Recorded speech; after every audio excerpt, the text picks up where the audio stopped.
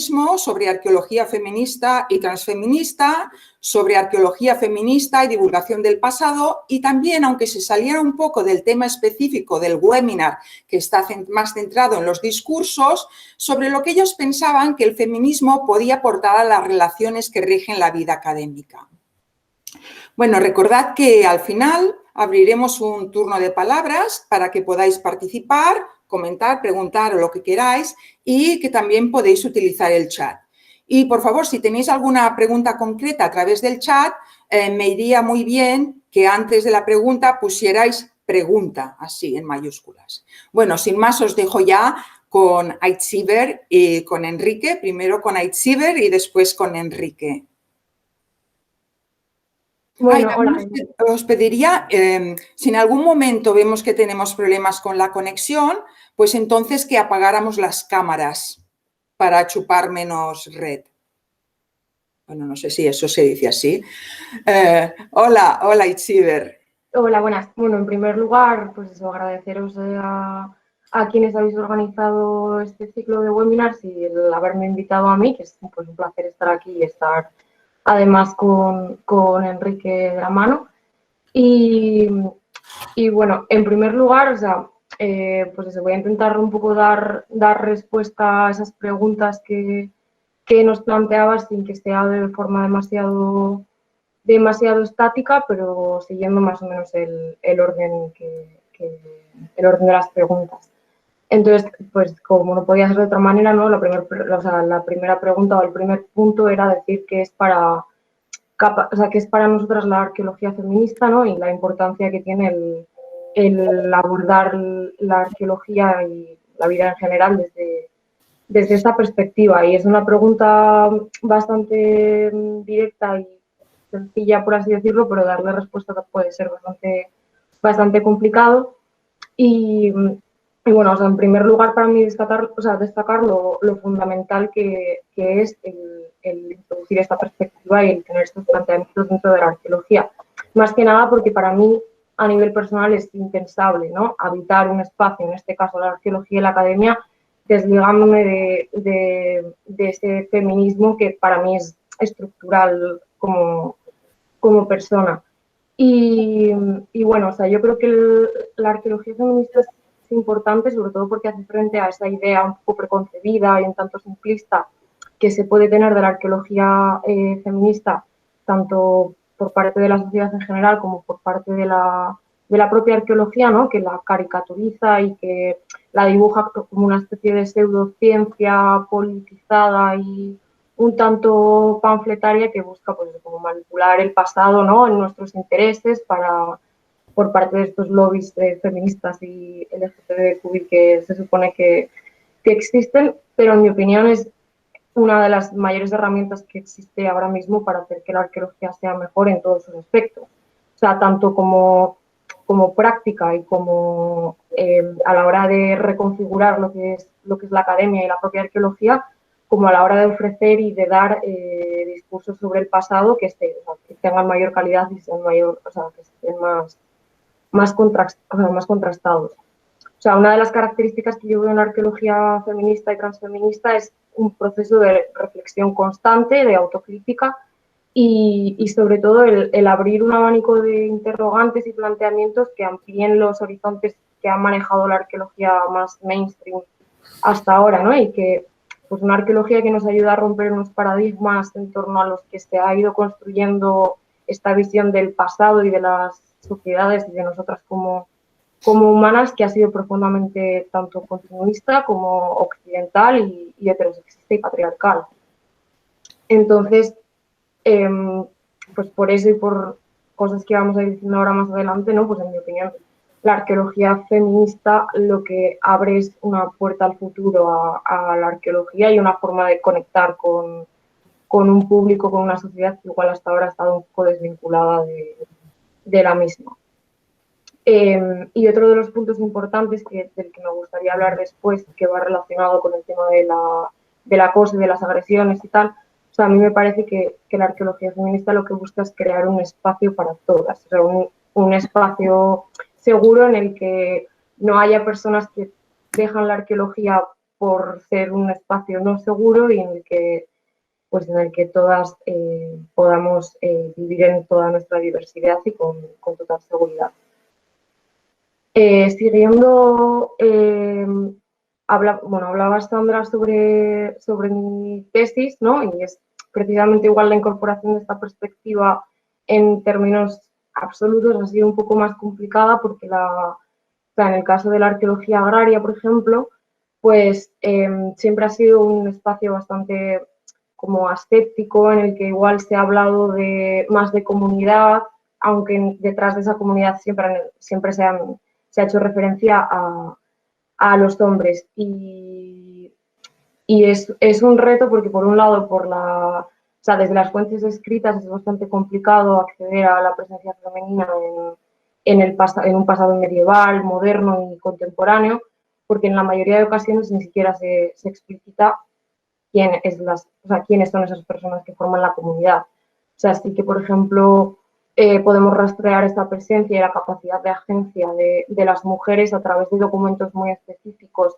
que puedan tener relación con pleitos, y ahí podemos ver la capacidad de las mujeres de participar de los conflictos en torno a los comunales, por ejemplo, pero en el tema de lo que vienen siendo pues más las ordenanzas más específicas y generales es bastante complicado para mí el sacar unos resultados tangibles sobre esto.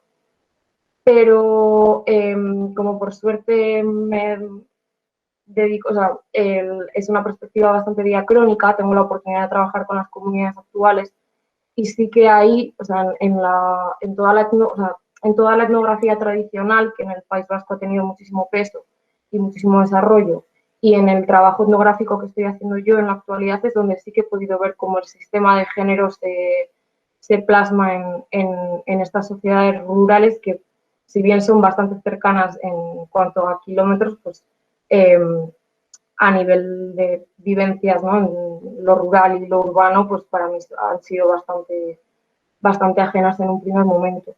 Y es ahí donde he visto, por ejemplo, que el sistema de género puede diferir bastante cuando hablamos de sociedades rurales casi tradicionales, por así decirlo, y sociedades urbanas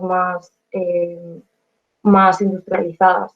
Y uno de los principales retos a los que he tenido que enfrentarme, y que ha sido tal vez una de las cosas que más me ha gustado a mí a nivel personal, ha sido a la hora de realizar todas las entrevistas etnográficas para conocer más aspectos sobre el campo, sobre la regulación de los espacios agrarios y tal, ha sido que casi era imposible al principio entrevistar a mujeres o conseguir que estas mujeres se sintiesen con la confianza y con la capacitación, por así decirlo, de dar su testimonio y de que este testimonio fuese igual de válido que el de los hombres. O sea, ha habido una subestimación tanto personal por parte de estas mujeres como por parte de los miembros, o sea, de los hombres de la comunidad, que han intentado un poco como apartar esta vivencia femenina en lo rural. Y ha sido ahí donde realmente, donde yo creo que realmente se puede cambiar un poco esta visión del mundo rural y de la agricultura y de la ganadería, ¿no? Que nos dan una imagen siempre como muy masculina, y cambiar el foco de atención para dejar de fijarnos tanto en procesos muy específicos del campo, ¿no? En la cosecha, en la siembra, en actividades complementarias como puede ser el carboneo, la realización de caleros, o sea, todas estas actividades industriales que se dan en el campo, que si bien algunas de ellas han sido llevadas a cabo por hombres, son impensables sin la participación de las mujeres, tanto en las propias actividades como en los procesos que se necesitan para poder llevarlas a cabo, como en el mantenimiento de las comunidades. Entonces, para mí eso me ha parecido como muy importante y sobre todo que me ha permitido recoger, he hecho un especial énfasis en recoger testimonios femeninos y yo creo que eso le ha dado una visión un tanto renovada a lo que se viene haciendo por parte de la arqueología agraria y de la arqueología medieval. El siguiente de los puntos que se planteaban aquí es bastante político y es bastante actual, ¿no? Y es la tensión existente entre distintas posiciones feministas en la actualidad, entre unos feminismos, o sea, entre lo que podríamos decir, ¿no?, el feminismo y el transfeminismo, las teorías queer. Y esto creo que es algo importante y es algo que sí que he reflexionado bastante con compañeras de militancia feminista que no tienen nada que ver con la arqueología cuando se planteaban estas cuestiones. Y es que yo creo que a nivel estatal, o sea, este ha sido un problema igual más anglosajón o que no ha tenido tanta repercusión en el panorama estatal hasta los últimos años, pero que sin embargo sí que ha tenido como una gran presencia en la arqueología, aunque tal vez en la arqueología feminista, aunque tal vez de una forma un poco más velada, ¿no? Porque pues, desde sus orígenes la arqueología de género y la arqueología feminista ha problematizado y ha cuestionado las categorías de sexo, de género y de sexualidad, que son las que se plantean en el centro de estas problemáticas, ¿no? Y yo creo que hay un gran riesgo por parte de las arqueologías feministas igual menos críticas o que se han querido mantener en ciertas corrientes un tanto excluyentes, y es que de la misma forma que la arqueología tradicional ha podido servir para dar rigor histórico a un sistema heteropatriarcal, pues ciertas posturas feministas que discrepan con algunas de las afirmaciones o de las teorías queer pueden servir para dar rigor y naturalizar otras formas de discriminación como son la transfobia y la homofobia. Entonces yo creo que uno de los principales retos de la arqueología feminista es precisamente el de superar esta falta de crítica y estas formas de aferrarse a ciertos discursos, ¿no? O sea, creo que la incorporación de una perspectiva interseccional es fundamental para hacer una arqueología transfeminista que realmente nos incluya a todas y que bueno, que siga debatiendo en torno a estas categorías, pero sin querer jerarquizarlas y sin negar unas respecto a otras. Pero bueno, o sea, creo que también sobre categorías, sobre las categorías de sexo, de género y tal, yo creo que Enrique va a poder hablar con mucha mayor profundidad que yo, así que creo que también lo voy a dejar un poco para él. Pero en mi opinión, en este momento es importante hacer una apuesta por esta arqueología transfeminista que está construyéndose ahora mismo, ¿no? Porque crea un punto de encuentro un punto de encuentro y de alianza, ¿no? Crea un espacio común en el que cohabitar desde el feminismo y desde los movimientos queer, manteniendo nuestra independencia y manteniendo distintos campos de investigación y distintas posiciones que por supuesto pueden ser discutidas y pueden ser debatidas, pero en el que hacer frente a estos discursos y a estas lógicas que hemos podido reconocer como, por así decirlo, como un enemigo común o como el principal causante de estas discriminaciones y opresiones tanto actuales como pasadas. Y bueno, o sea, creo que es importante, ¿no?, que por parte de la arqueología feminista no se recaiga en reforzar unos esencialismos que han intentado ser anulados por parte de la arqueología feminista, porque en los que igual se está enfatizando ahora, y no reforzar ideas que vienen de la sociedad y en general, ¿no? O sea, de ideas sobre las personas queer y sobre el movimiento queer, que enfatizan en su carácter neoliberal, en que son como cuestiones que han surgido ahora y en que buscan, por ejemplo, pues esa multiplicación de los géneros en lugar de su abolición, ¿no? O sea, creo que la arqueología transfeminista puede aportar mucho de cara a invalidar estos argumentos que se están utilizando para atacar a los colectivos LGTBI en la actualidad. Otro de los puntos, por pasar al siguiente, sería el de diferenciar entre la arqueología de las mujeres con los hombres y una arqueología por la igualdad, ¿no? Y yo creo que esto es algo, o sea, creo que es un punto fundamental en el momento en el que estamos, que viene ya de los orígenes de esta separación entre la arqueología feminista y la arqueología de género o la arqueología de las mujeres. Y creo que es muy importante porque esta arqueología de la igualdad de las mujeres con los hombres no deja de seguir perpetuando, ¿no? De mantener al hombre como sujeto principal de la historia, como el motor de todo, como lo neutro, como el ser humano. Y si bien puede surgir siendo consciente de que las mujeres han sido subordinadas por los hombres a lo largo de toda la historia, creo que es importante porque la arqueología feminista lo que busca precisamente es romper estos modelos de representación y estos sistemas de poder basados en el sexo y el género, creando pues unos nuevos paradigmas en los que el hombre deje de ser el centro. O sea, no busca o sea, yo creo que el objetivo de la arqueología feminista y la importancia de generar un nuevo espacio de igualdad es el romper con estas formas de interpretar y leer a las sociedades y a las comunidades del pasado. Y creo que es importante porque estos discursos acríticos que buscan simplemente no rellenar esos huecos que han quedado dentro de esta arqueología más, esta arqueología androcéntrica, creo que, pues eso, que no hay que llenar huecos y que no hay que caer en lo que o sea, en lo que coloquialmente podríamos denominar un mujerismo, ¿no? En valorar a las mujeres en la medida en la que se parecen, en la medida en la que han alcanzado espacios y roles tradicionalmente masculinos, sino que hay que cambiar el objetivo, ¿no? O sea, dejar de valorar lo productivo frente a lo relacionado con los cuidados y de dejar de ensalzar esos valores masculinos en las mujeres en las que los han reproducido. O sea, dejar de centrarse en la mujer que alcanza lo masculino como anécdota y cambiar la forma de mirar al pasado,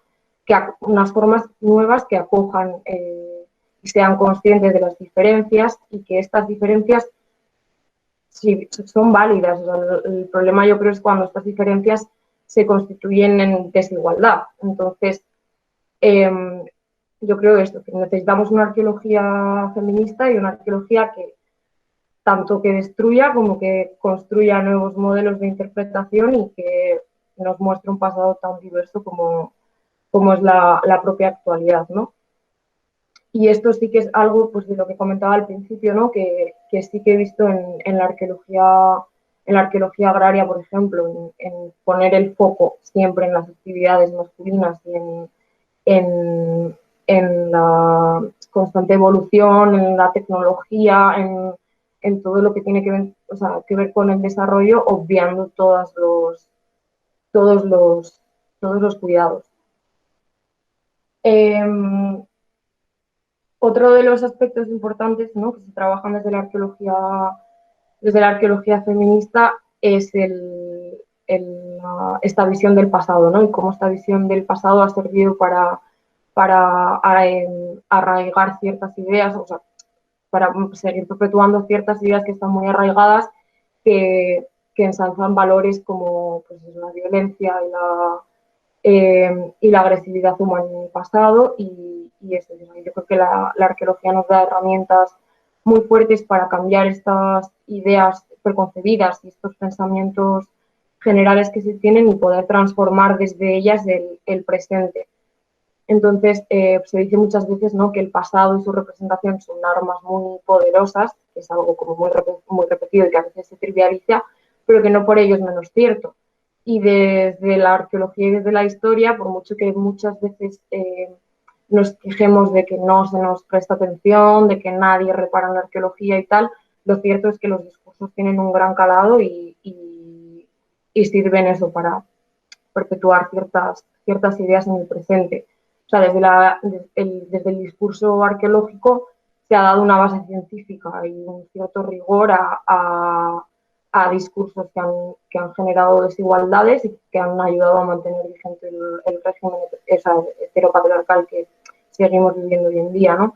Y creo que hace falta, pues eso, por un lado, darse cuenta de dónde nacen estos discursos arqueológicos, estos discursos históricos, para poder plantear estrategias alternativas de llegar al público y para poder presentarle realmente las visiones del pasado y los discursos del pasado que estamos generando en la actualidad desde la investigación. Y ahí el problema yo creo que está también en la divulgación y en la difusión que tienen los resultados de estas investigaciones. Y es que, por un lado, en cuanto a la difusión, pues por desgracia solamente llegan al público general las excepciones o los yacimientos estrella, que normalmente no suelen incluir planteamientos demasiado rupturistas o demasiado transgresores. Y por otro lado, la divulgación que hacemos, que es a través de la que la mayoría de las personas acceden al pasado, que se da en museos, que se da en colegios y en institutos, en manuales, y que no arriesga y no es capaz de transmitir visiones diferentes sobre el pasado. Y esto es algo que a mí me llama mucho la atención porque hablando en espacios informales, en espacios no arqueológicos, realmente personas que igual hasta ahora no habían tenido nunca un especial interés por la arqueología o por la historia, o sea, realmente cuando han conocido la arqueología queer, la arqueología feminista, o sea, han mostrado un interés que hasta el momento no habían tenido porque realmente se han visto representadas en esos discursos sobre el pasado y realmente les ha llamado la atención. Y esto es algo que yo creo que es muy importante porque ahora también es el momento en el que se están planteando nuevas formas de divulgar que se salen estrictamente de los museos, los manuales, los libros, o sea, que pueden ser desde canales de YouTube, desde cuentas de Instagram, donde accede un público que igual no accede a otros espacios, y también es nuestra responsabilidad un poco cambiar este lenguaje, ¿no? Y de ahí podemos ver, por ejemplo, el éxito, pues, de canales de YouTube a través de los que la gente ha conocido la arqueología a través de la arqueología queer, pues como puede ser Puto Miquel, por ejemplo, y el éxito que está teniendo, ¿no? Y cómo está divulgando realmente con éxito, pues cuestiones un tanto elevadas. Y unido un poco a esto, yo creo que es importante este compromiso de la arqueología feminista con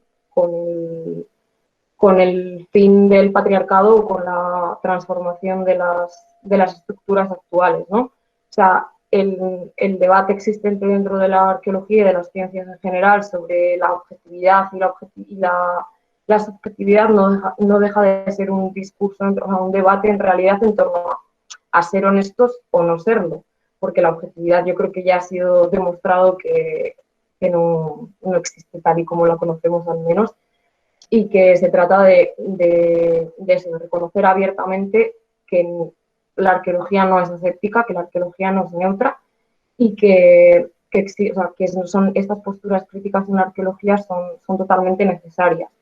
Entonces, el problema de la arqueología feminista y de las reacciones que genera es precisamente el de decir públicamente y abiertamente, de forma contundente, que estamos comprometidas con algo, que estamos, por así decirlo, politizadas, ¿no? Y que es la visión que estamos dando y lo estamos explicitando, mientras que los otros discursos más tradicionales o más mainstream han pretendido presentarse como neutros y como libres de sesgos.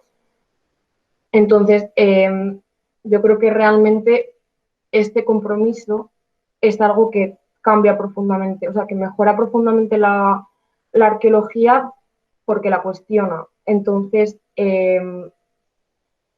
yo creo que eso es algo que va a mejorar constantemente la calidad de las investigaciones que realizamos, porque no deja de ser eso, intentar superar un poco las carencias de las narrativas tradicionales para representar a las sociedades en su totalidad. Hasta ahora hemos tenido unos discursos parciales y sesgados, que están intentando superarse desde las arqueologías críticas, y no solo feministas, sino las arqueologías decoloniales también, por ejemplo. Y en este punto yo creo que también hay que trascender un poco la arqueología como productora de conocimiento y centrarnos en la arqueología como práctica.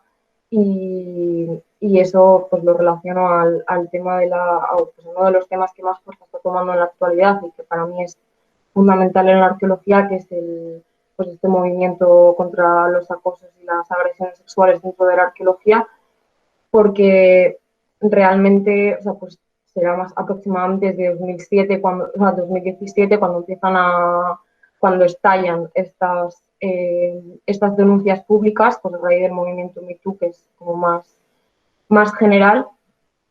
Y yo creo que ha puesto sobre la mesa varios problemas, ¿no? Y es la estructura, o sea, la propia estructura de la arqueología, ya no solo en términos feministas, sino en términos de poder y de cómo hay que cambiar totalmente estas dinámicas que han empañado la arqueología y la práctica en todo momento. Y además está creando comunidad. O sea, desde los primeros foros en los que empezamos a juntarnos en encuentros de jóvenes investigadoras, yo creo que se ha creado como una especie de clima, ¿no? de hogar en el que todas podemos juntarnos y compartir en espacios no mixtos por lo general, compartir experiencias de pues, agresiones y acosos que hemos vivido y que han hecho que no nos sintamos cómodas nosotras y todas las generaciones que han venido antes que nosotras. Entonces yo creo que ese es ahora mismo uno de los principales puntos en los que la arqueología tiene que trabajar. Y bueno, pues esto es algo que igual más adelante en el debate o así, pues sí que podría discutirse, ¿no? Y yo creo que muestra de la importancia que tiene esta lucha contra las agresiones y contra el acoso es las reacciones que está generando dentro de la academia, que son las mismas reacciones y las mismas oposiciones que genera la arqueología feminista, pues por considerarse sesgada, politizada y tal. Y en este caso, pues se está atacando a los grupos de mujeres que denuncian esto desde el presente, y en ese sentido, por ejemplo, pues desde Arqueogaste con la creación del protocolo, la verdad que nos vinieron después 2 años bastante duros de represalias más o menos abiertas y de pues, formas de ataques bastante contundentes. Y bueno, yo creo que por último, como reflexión también sobre lo que puede aportar esta reflexión feminista a la vida académica, más allá de la propia arqueología, yo creo que es pues, una reflexión constante y un análisis crítico sobre el mundo de la investigación y sobre qué somos y dónde estamos. O sea, creo que la academia ahora mismo es un motor más dentro de, es un motor, sí, un motor más dentro de una lógica neoliberal aplastante que está dejando a personas totalmente extenuadas y con cada vez más problemas de salud mental, que además se ven agravadas en estos tiempos de pandemia y en todas las dificultades añadidas que esto supone. Y yo creo que es necesario más que nunca romper, ¿no?, con estas lógicas productivistas que son patriarcales y que nos llevan a unos niveles de exigencia y de autoexigencia brutales, que nos dejan destrozadas y que hacen que solamente unos pocos tengan la posibilidad de acceder a este camino académico. Entonces, yo creo que eso, que uno de los retos precisamente es así como la arqueología feminista ha puesto el énfasis en las tareas en los cuidados y en el mantenimiento de la comunidad en el pasado, yo creo que es importante traer eso también a la propia academia y a nosotras mismas. O sea, el centrarnos en nosotras, en cuidarnos y en apoyarnos y en romper estas dinámicas que que ha seguido la academia hasta convertirse en lo que ya es hoy y en centrarse solamente en el objetivo y en el resultado final, en publicar y en ser la primera de todo el mundo. O sea, y aquí las mujeres especialmente igual como que sentimos una presión extra, sufrimos de ese síndrome de la impostora. O sea, yo creo que es un problema bastante importante que espero que siga trabajándose, pues ahora que, por ejemplo, en el Congreso también se está poniendo sobre la mesa el tema de la salud mental. Yo creo que es importante que no sea una fuente de sufrimiento, por así decirlo. Y no sé si añadir algo más o alguna pregunta o...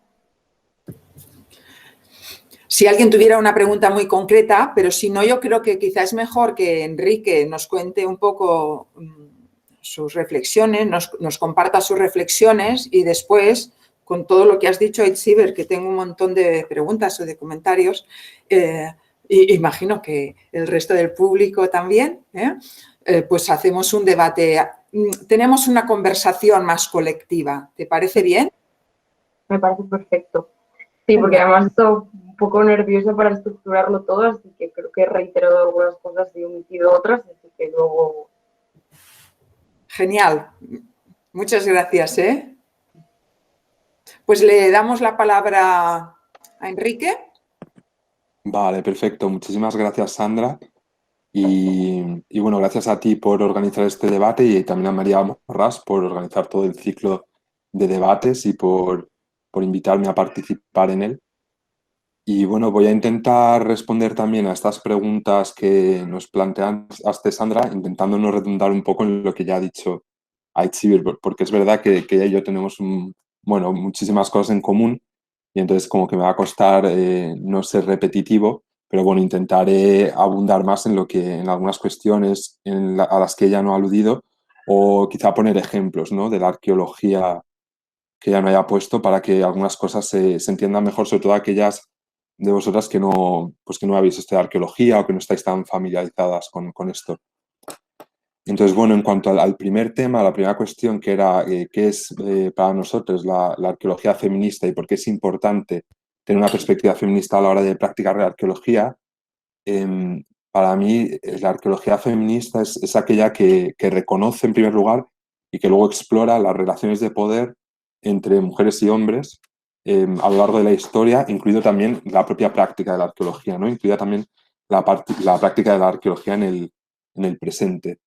Y la relevancia de adoptar un punto de vista feminista a la hora de hacer arqueología, bueno, se podría definir en muchos puntos. Yo seguro que me voy a dejar muchas cuestiones fuera, pero bueno, yo diría que en primer lugar, al realizar una arqueología feminista permite generar una visión del pasado mucho menos parcial, o sea, más acorde con el pasado al reconocer los propios sesgos sexistas que ha habido en la práctica de la arqueología a lo largo de las décadas que nos precedieron.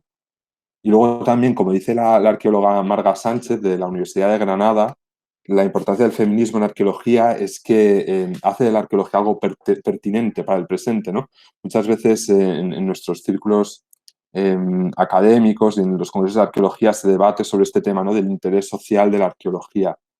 Y es verdad que hasta que no tratemos cuestiones que afectan directamente al presente y que ya tienen un interés, ¿no?, en la sociedad actual y del presente, no conseguiremos llegar tanto en nuestra investigación a la sociedad general, ¿no? Entonces yo creo que este punto de volver a la arqueología algo pertinente para el presente es también muy importante. Asimismo, como ha señalado Itziber, la arqueología feminista también es muy reflexiva, muy autocrítica, y esto nos ayuda primero a desnaturalizar y a deslegitimar actitudes y relaciones del poder, tanto del presente como del pasado, y también a cuestionarnos nuestras propias prácticas dentro de la disciplina, en las excavaciones arqueológicas, etc. Entonces, bueno, este cuestionamiento del statu quo, tanto del pasado como del presente, creo que también es un aporte muy positivo de la disciplina de la arqueología feminista, vaya.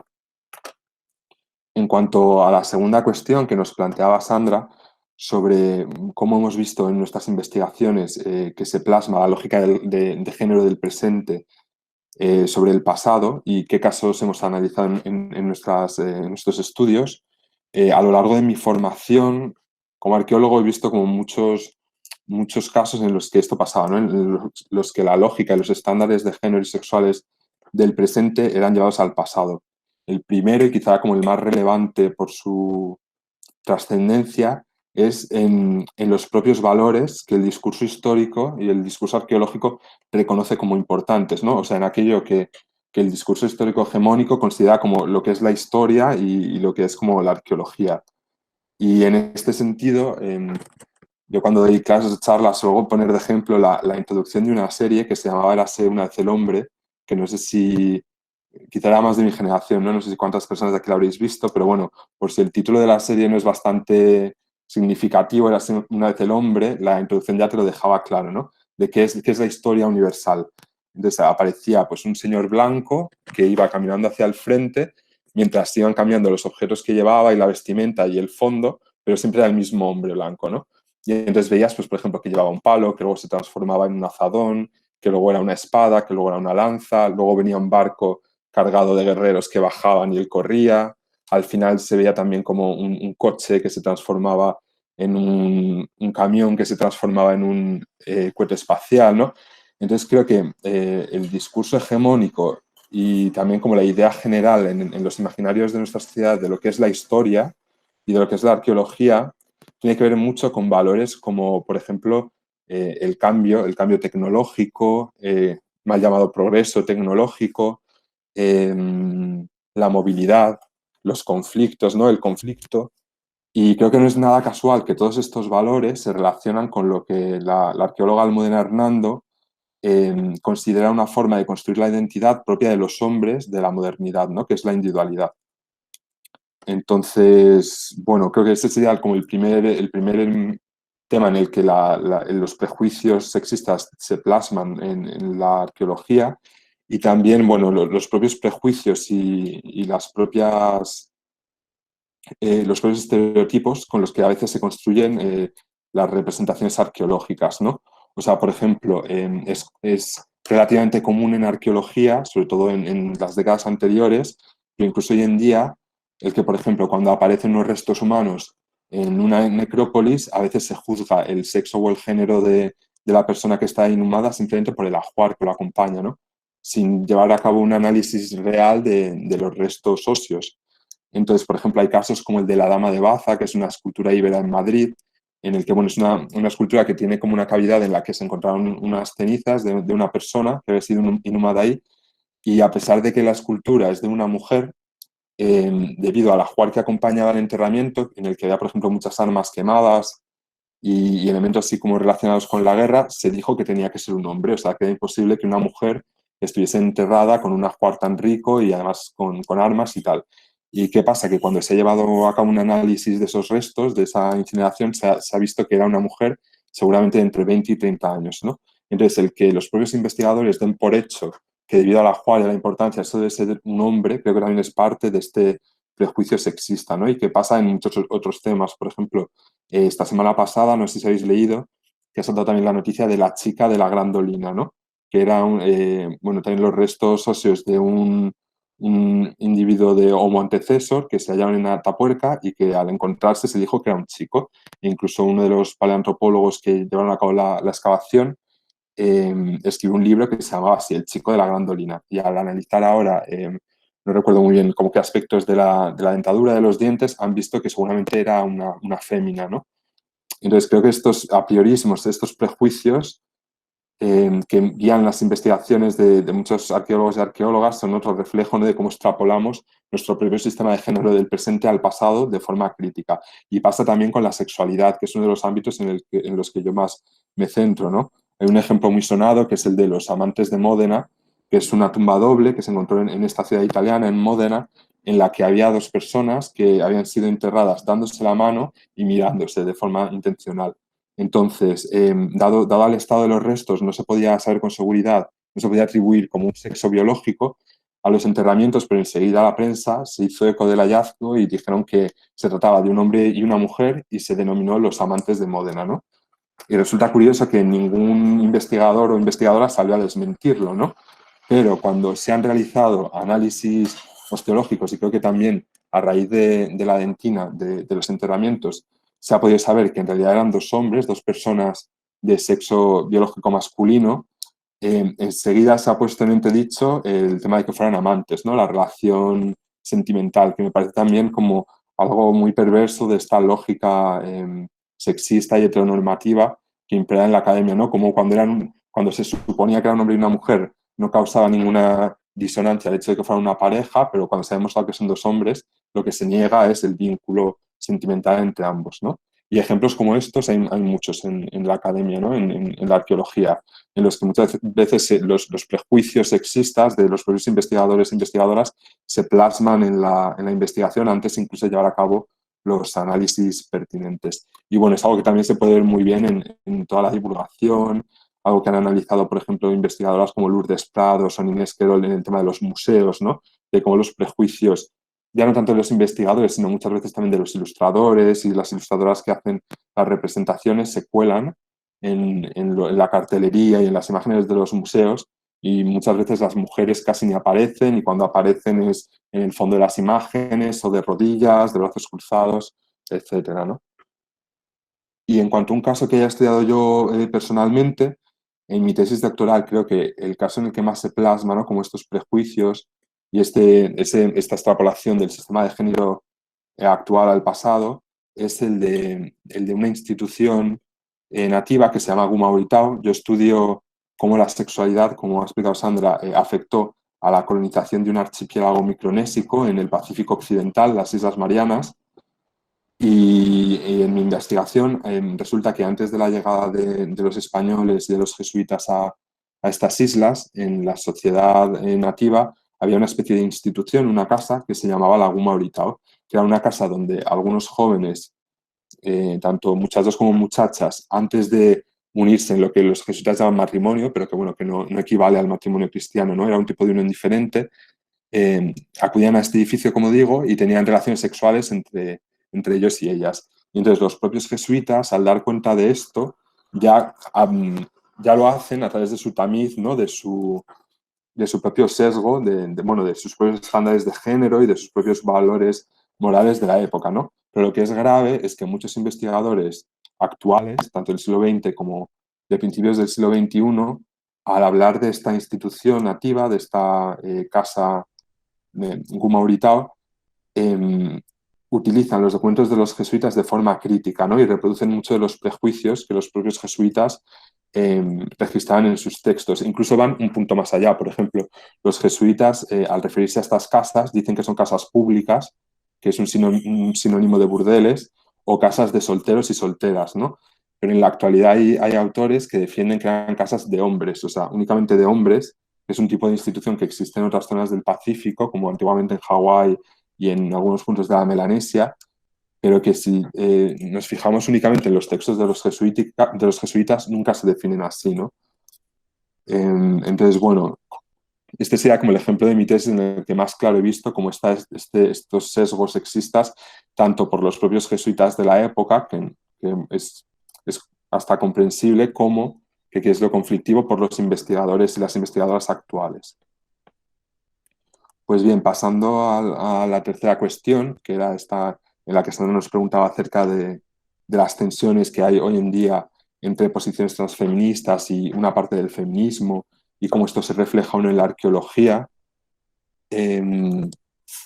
Bueno, yo pienso que gran parte de estos conflictos, y sobre todo gran parte de esta exclusión, ¿no? Que una parte del feminismo, de las autodenominadas feministas radicales, están llevando a cabo, creo que es una cuestión de una lucha de poder, ¿no? O sea, de ver qué colectivo o qué grupo ocupa como los puestos como más hegemónicos dentro del feminismo, ¿no?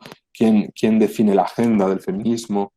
Entonces, yo personalmente en la arqueología esto no lo he visto tanto, porque es verdad que el feminismo, incluso hoy en día dentro de la arqueología, es bastante marginal, ¿no? O sea, no hay departamentos de arqueología feminista en las universidades, ni, yo qué sé, institutos de investigación feminista. Entonces, yo personalmente como que estas tensiones no las he visto extrapoladas tanto a la arqueología. Luego también es cierto que las personas que llevamos a cabo una arqueología transfeminista en España no somos numerosas. O sea, está Itziber, estoy yo, compañeros como Toni Higuero o Mikel Herrán, al que también se ha referido Itziber por su canal de divulgación, y poco más. Entonces, pues también quizás esta es una de las causas, ¿no? Que tampoco es que tenga un peso muy grande.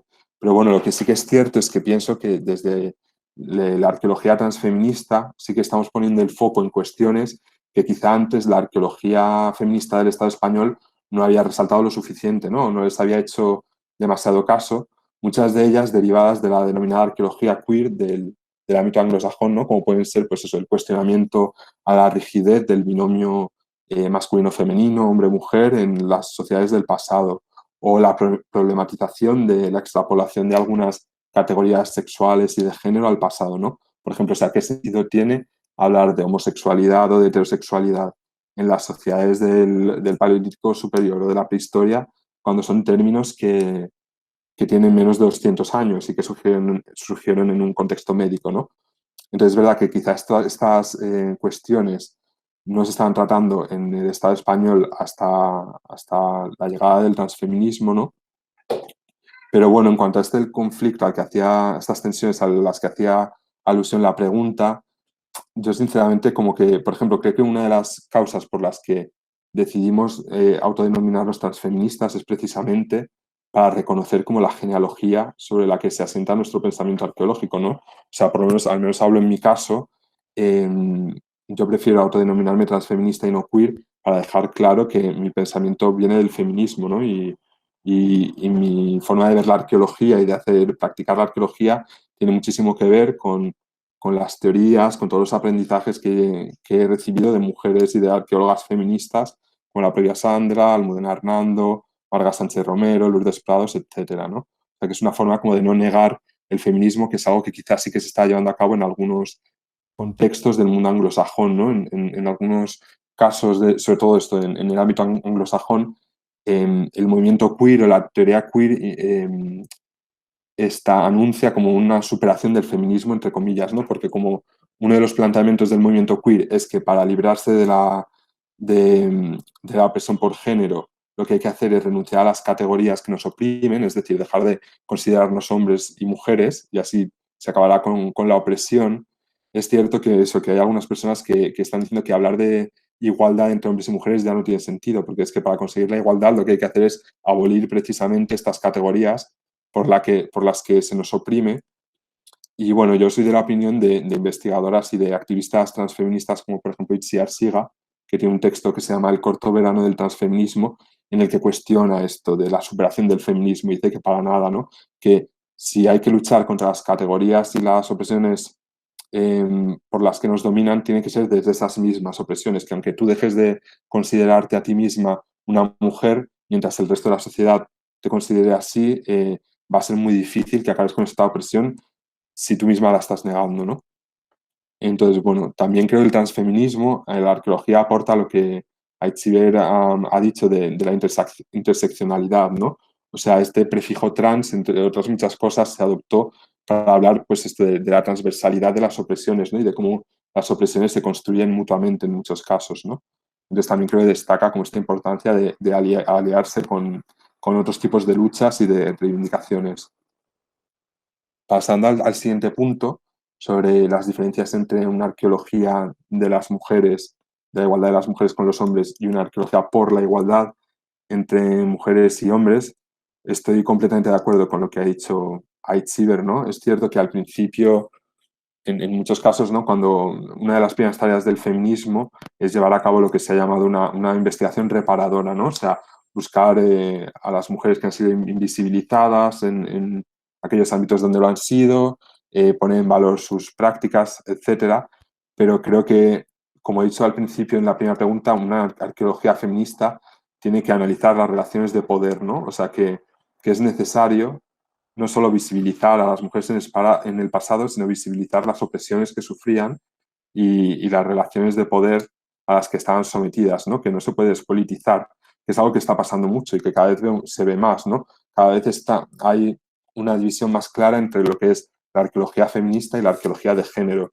que es algo que en un principio era lo mismo, surgió de la mano, y cada vez hay más gente que hace arqueología de género sin considerarse explícitamente feminista, ¿no? Es decir, analizan pues las mujeres, los hombres, la masculinidad, pero de forma despolitizada, y esto creo que es un error.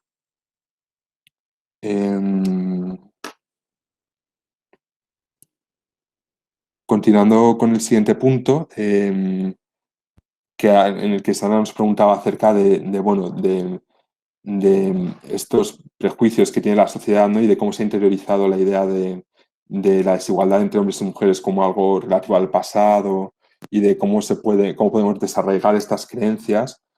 Bueno, en primer lugar, creo que totalmente, ¿no? Que tanto la academia como las producciones de divulgación e incluso artísticas fuera de la academia contribuyen, ¿no? A estos prejuicios, y es muy común, por ejemplo, cuando en una película, incluso en la vida real, cuando hay una persona, un hombre, por ejemplo, con una conducta machista muy evidente, pues se le llama cavernícola, ¿no? O cromañón, cuando en realidad investigaciones de arqueólogas feministas demuestran que las sociedades del Paleolítico eran mucho más igualitarias que las nuestras, ¿no? Pero es verdad que hay este perjuicio de que cuanto más atrás en el tiempo, más dura era la opresión y la violencia que sufrían las mujeres. Y esto es algo que creo que tenemos que combatir desde el feminismo y la arqueología. Ya me he referido antes, ¿no? Que este tipo de estereotipos y de prejuicios se plasman mucho en la investigación, en los museos, ¿no? En las imágenes, y creo que para acabar con ello y para desarraigar estos prejuicios no basta solo con visibilizar determinados sujetos, que es algo a lo que también se ha referido Aitziber, ¿no? Que no basta con rellenar huecos y con hablar de las mujeres o hablar como de identidades no normativas en el pasado, porque esto tiene un lado también muy perverso que puede ser como un lavado de cara del sistema, ¿no? Por ejemplo, un caso que comentábamos Aitziber y yo hace poco, también de una noticia que saltó de una mujer cazadora que se había encontrado en los Andes, en Perú, ¿no? Se ha encontrado a una mujer joven con un equipo de caza, y entonces varios medios se hicieron eco de esta noticia, como diciendo algo así como qué bien que la mujer también cazaba, ¿no? Y esto tiene que ver con lo que decía Aitziber de cómo solo se valora a la mujer en el pasado cuando se relaciona con actividades propiamente masculinas, ¿no? Y que esto es muy perverso, o sea, que lo que hay que hacer es visibilizar y poner en valor las propias actividades que llevan a cabo las mujeres, y no solo cuando ejercían puestos de poder o cuando cazaban, ¿no? Por ejemplo, como decía la noticia esto, porque si no, al final lo que estamos haciendo es dar un lavado de cara y reforzar los valores de los que hablaba antes, como más masculinos de la historia, ¿no? O sea, pues eso, como la caza, ¿no? El conflicto, la política institucional. Al añadir sujetos como no normativos que también accedan a ellos, lo estamos reforzando, ¿no? Cuando en verdad yo creo que para acabar con estos prejuicios, lo que hay que hacer es desplazar estos valores. No digo que no haya que estudiarlo, o sea, no digo que no haya que estudiar el armamento o el conflicto en la prehistoria, la movilidad, pero creo que hay que desplazarlos de la centralidad que han tenido y que tienen hoy en día y equipararlos o sustituirlos por otros a los que se ha referido también Aitziber, como los cuidados, las denominadas actividades de mantenimiento, que es una propuesta que han realizado varias arqueólogas feministas españolas y que creo que subvierte por completo estos valores, ¿no? Tradicionales del discurso hegemónico histórico, porque las actividades de mantenimiento hablan de justo lo contrario, ¿no? Hablan de la recurrencia, del cuidado a los otros, del sostenimiento de la vida. Entonces, bueno, creo que para acabar con estos prejuicios había que sustituir unos valores por otros. Y en cuanto al tema de la objetividad, que es verdad que es algo que se nos echa mucho en cara, ¿no? Se nos acusa de llevar a cabo una investigación muy politizada y muy guiada por nuestra agenda política del presente, poco objetiva. Creo que es justamente lo contrario, ¿no? Y creo que además la propia historiografía de la arqueología muestra muy bien cómo este tema de la objetividad y los sesgos, ¿no? Por ejemplo, en el siglo XIX y a principios del XX, quienes llevan a cabo tareas arqueológicas eran en su mayoría personas de clase alta, mucho aristócrata, ¿no? Y entonces, si os fijáis en el tipo de discurso histórico que se producía, e incluso de registro material que se conservaba, eran sobre todo los registros materiales de las élites del pasado. O sea, la élite excavaba las élites del pasado. Y entonces son los objetos más lujosos, las vajillas más lujosas, el oro, las joyas, etcétera, ¿no? Y luego, pues según fue avanzando el tiempo y según las clases medias fueron accediendo a la universidad y gracias a corrientes políticas también, por ejemplo, como el marxismo, pues aparecen otras problemáticas, otros sujetos históricos, incluso otros registros arqueológicos. Empieza a recoger, pues, por ejemplo, fragmentos pequeños de cerámica a los que antes no se les hacía caso, etcétera, ¿no? Y pasa lo mismo en los años 80 con el acceso de las mujeres más generalizado a las universidades y el auge del feminismo, ¿no? Que se empieza a atender a problemáticas que tienen más que ver con las mujeres. Pasa lo mismo en los años 2000 con el tema de la arqueología queer, ¿no? O sea, que la propia historia de la arqueología muestra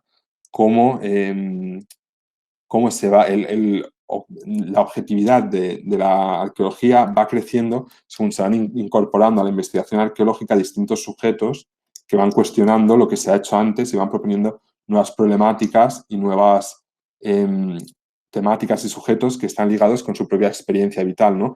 Y esto creo que remite mucho a las teorías como del conocimiento situado o de la perspectiva de investigadoras como Sandra Harding o Donna Haraway, ¿no? De cómo las propias condiciones socioeconómicas de las propias investigadoras afectan a su investigación.